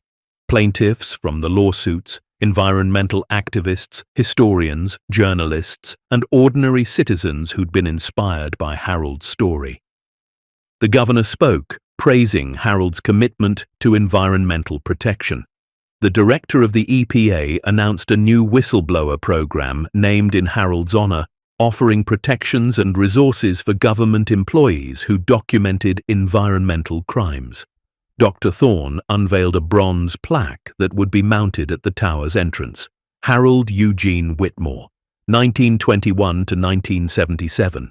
He watched over the forests and refused to look away from truth. But the moment that brought Marcus to tears came when Martha Dennison stepped forward, leaning heavily on her cane, and addressed the crowd. I never met Harold Whitmore. By the time I might have, he was already gone, but his courage gave us ours.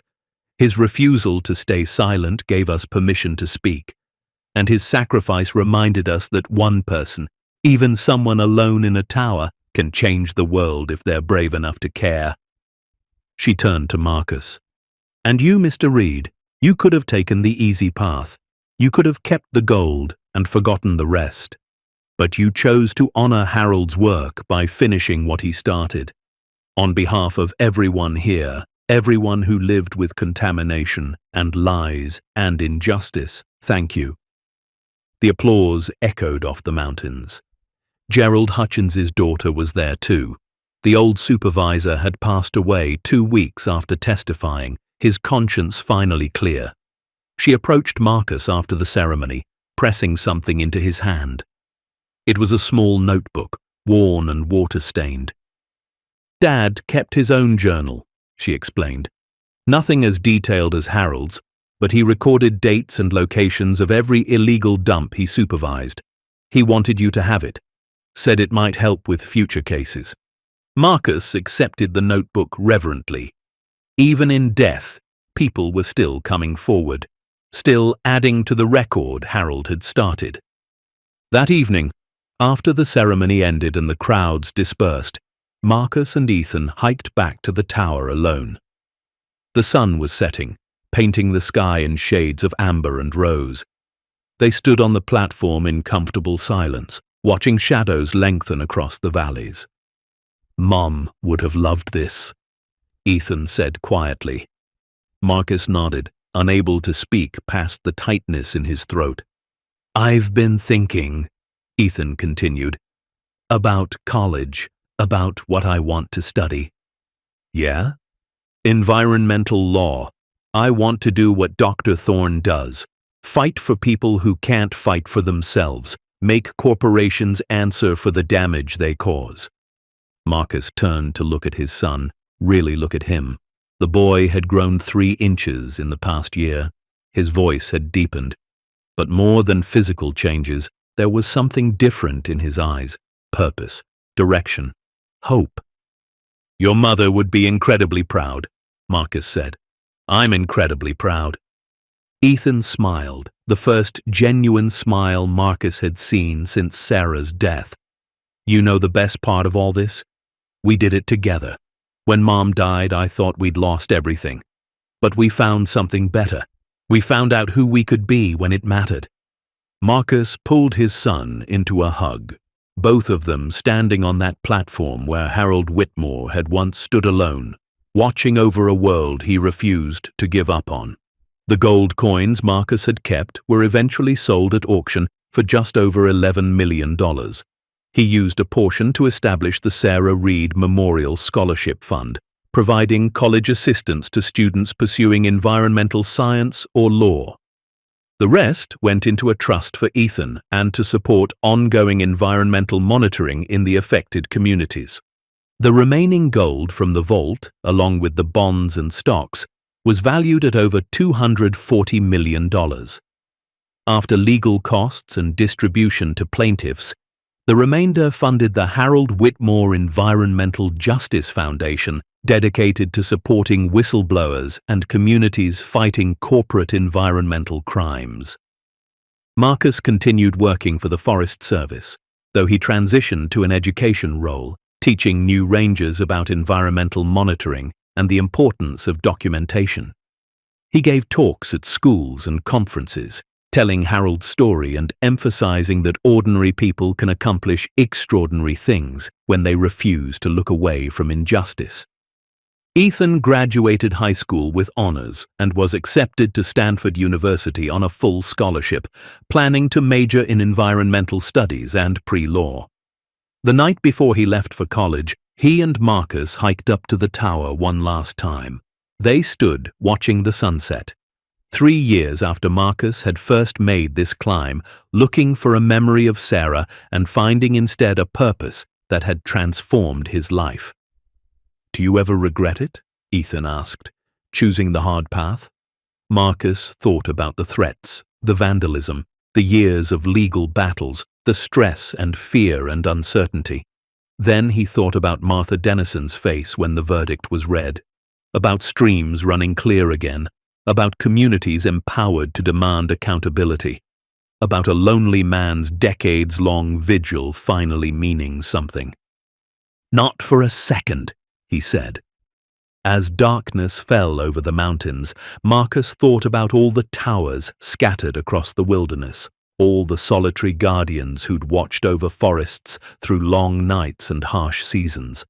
Harold had been one of many, but he'd chosen to see his isolation not as a limitation, but as an opportunity. From his elevated vantage point, he'd witnessed what others missed or ignored. And he'd had the courage to document it, preserve it, and trust that someday someone would care. That someone had been Marcus, a wilderness guide struggling with grief and debt who'd climbed a forgotten tower and found more than treasure. He'd found a calling, a community, a way forward through loss. And in the process, he'd learned something Harold had known all along, that one person standing firm against injustice, one voice refusing to be silenced, one life dedicated to truth, could echo through decades and change everything. The Fire Lookout Tower on Sawmill Ridge still stands today, a monument to Harold Whitmore's courage, and a reminder that the fight for environmental justice is never truly over.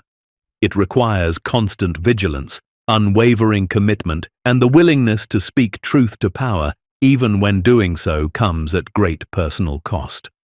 Visitors hike to the tower year-round, reading Harold's journals, viewing the evidence he compiled, and learning how one man's refusal to look away from corporate crimes eventually brought justice to communities that had suffered in silence for 40 years. They leave inspired, reminded that individual actions matter, that documentation and persistence can overcome power and money, that the truth, however long buried, eventually finds its way to light. Marcus Reed climbed that tower looking for a connection to his past, and found instead a blueprint for his future. He discovered that grief could be transformed into purpose, that loss could fuel determination, that ordinary people faced with extraordinary choices could rise to meet the moment. Harold Whitmore spent 35 years alone, watching, documenting, building a case he'd never see resolved. But his solitude wasn't wasted. It was invested in evidence that would eventually matter, in truth that would eventually triumph, in faith that someone, someday, would care enough to finish what he started. And when that someone finally came, a grieving father searching for meaning in the wreckage of his life, Harold's decades of careful work transformed not just one family, but an entire region's relationship with accountability and justice. Because sometimes the most powerful legacies are built not in boardrooms or political chambers, but in isolated towers where solitary guardians refuse to let crimes go undocumented, refuse to let power go unchallenged, refuse to let silence become complicity. Harold Whitmore's tower taught Marcus Reed something Sarah had always known, that one person standing in the right place at the right time with the courage to act can change the course of history. The gold was just metal. The real treasure was the truth.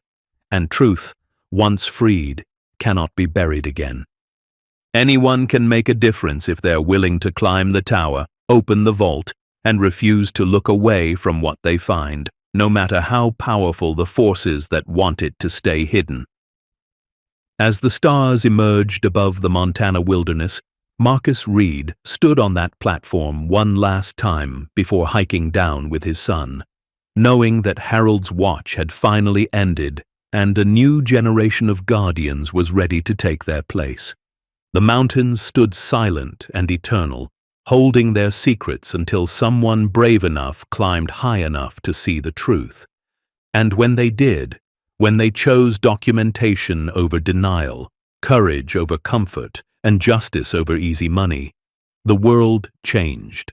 Not overnight, not easily, but inevitably. Because that's what happens when someone refuses to let powerful men bury their crimes. When someone chooses to honor a stranger's life work over their own security. When someone decides that some things matter more than gold. Harold Whitmore had made that choice every day for 35 years. Marcus Reed had made it when it mattered most, and now, because of both men's courage, the forests they loved, the communities they served, and the truth they protected would endure. The end. Up next, 2 more incredible true stories are waiting for you.